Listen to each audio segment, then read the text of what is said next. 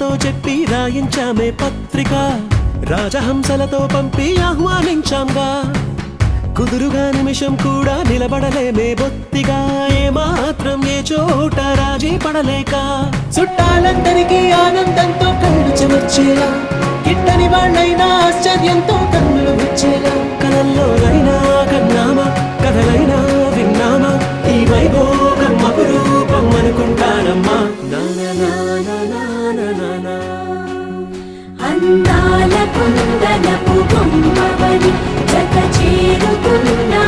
చంద్రుని వందేళ్ల బంధమై అల్లుకుని చెయ్యందుకోవటే